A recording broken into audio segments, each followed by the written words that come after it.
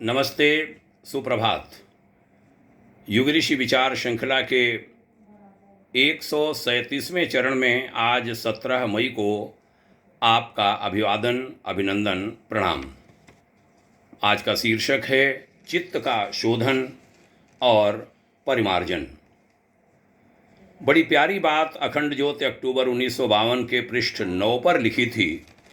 तब के अखंड ज्योति संपादक, लेखक पूज्यवर आचार्य श्री राम शर्मा जी ने कहा था, धन को सुरक्षित रखने के लिए तिजोरी का घर में रहना आवश्यक है, लेकिन यदि दुर्गंध युक्त गंदगी तिजोरी में भरकर रखी जाए तो तिजोरी का भी दुरुपयोग होता है और गंदगी की बदबू से होने वाली जो हानियां हैं वह भी चिरस्थायी हो जाती हैं।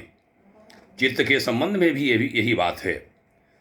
ईश्वर ने मनोमय कोश में चित्त का बहुमूल्य भाग इसलिए हमें दिया है कि उसके द्वारा उत्तम स्वभावों को सुरक्षित और चिरस्थायी रखा जा सके।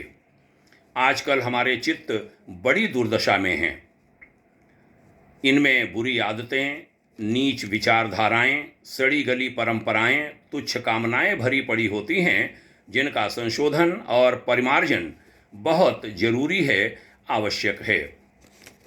आगे कहा, जैसे कच्ची मिट्टी पानी को सोख लेती है और रंग तथा गंध को देर तक अपने में धारण किए रहती है, उसी प्रकार मन के द्वारा जो विचार किए जाते हैं और शरीर द्वारा जो कार्य होते हैं, उनका औचित्य अनौचित्य, पाप पुण्य चित्त में संस्कार रूप में जम जाता है।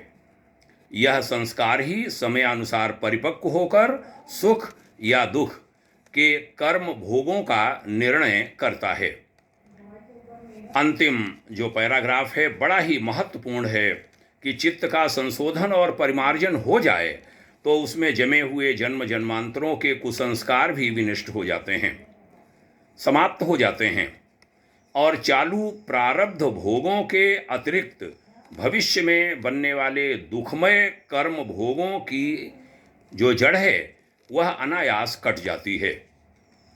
यह आध्यात्मिक विचार बड़े ही महत्वपूर्ण हैं।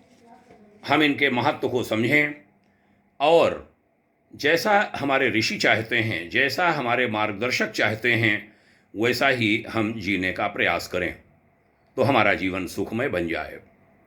हमारा आह्वान, अपील, आग्रह भाग्योदय परिवार के माध्यम से आप सभी से यही कि आइए ऐसा ही जीवन जिएं जैसा ऋषि चाहते हैं।